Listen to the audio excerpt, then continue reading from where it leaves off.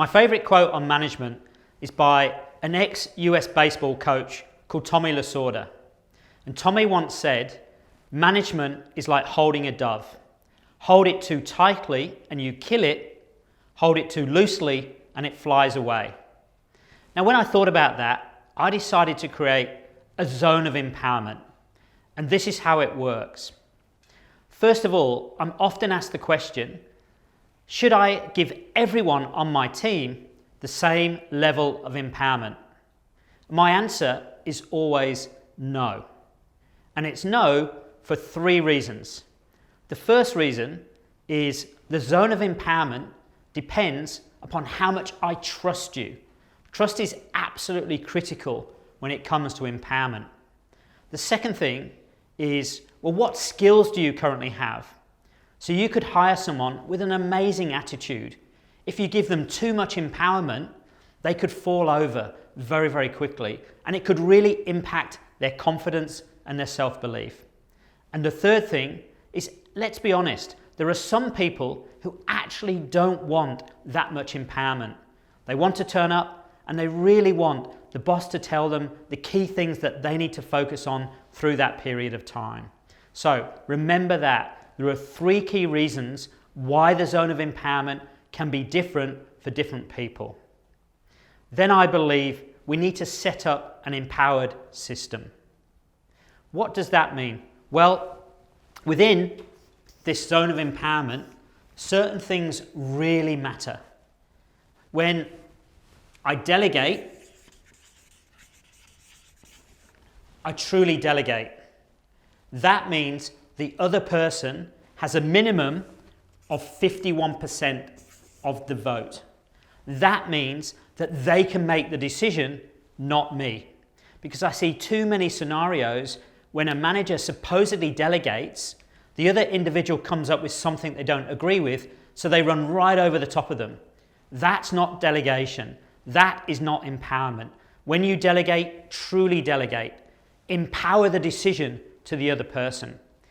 As my belief and confidence in you grows, you get 60% of the vote, I get 40. You get 70, you get 80, you get 90.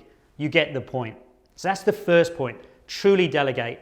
The second point within this zone of empowerment is about mistakes.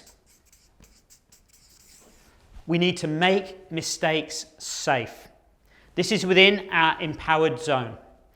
And when I was very early in my career, I was working for the then managing director of the Royal Bank of Scotland.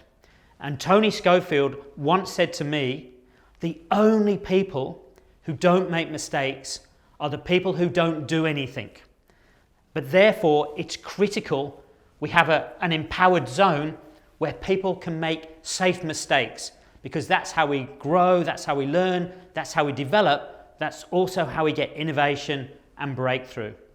The third thing, within this zone of empowerment, it's really important we do whatever we can to reduce red tape and bureaucracy. It's amazing how many organisations I work with where people who are supposedly empowered spend more time updating, reporting, sending spreadsheets, sending reports than they do actually doing the job that they've been employed to do. So 3 key things within the zone of empowerment. First, truly delegate. Give the other person 51% of the vote. Secondly, make mistakes safe within that environment. Thirdly, reduce as much red tape and bureaucracy as you possibly can so people can get on with the job. However, a zone of empowerment only works when you're really clear what sits outside it. So for example, it works like this. Within this zone of empowerment, you're empowered to make decisions and do the job. However, there are certain things that you need to refer to me as your one-up line manager.